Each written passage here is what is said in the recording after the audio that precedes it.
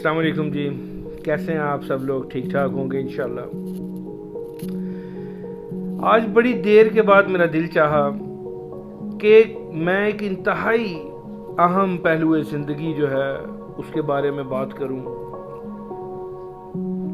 और वो अहम पहलू जो है वो ज़िंदगी का वो है तरबियत रवैयों की, बिहेवियर्स को दुरुस्त करने की तरबियत, जिसकी इस दुनिया में मेरे ख्याल में जीने के लिए सबसे ज़्यादा ज़रूरत है।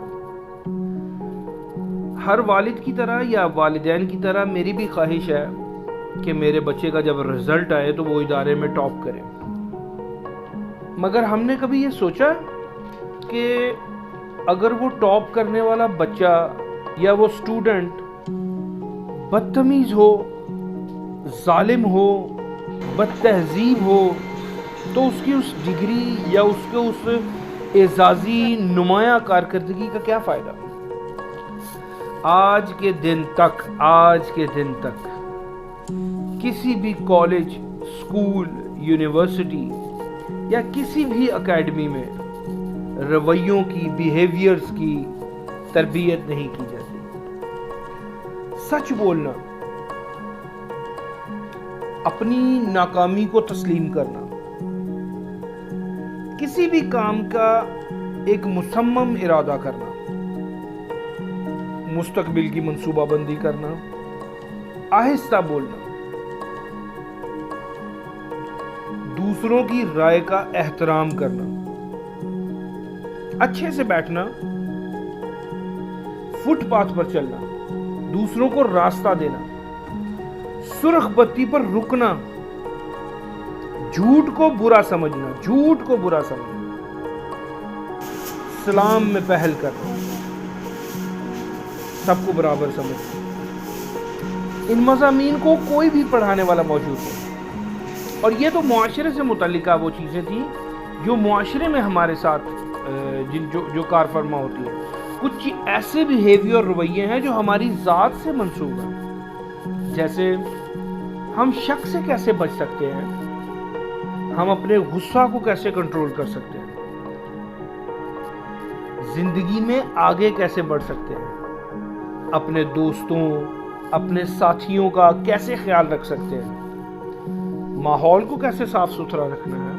ये वो बुनियादी तालीम और तरबियत है जिसकी किसी भी डिग्री से पहले ज़रूरत होती है। आज दुनिया में जिन अक़वाम ने भी तरक्की की है, उन्होंने अपने अफराद के सबसे पहले बिहेवियर, रवैयों को सुधारा।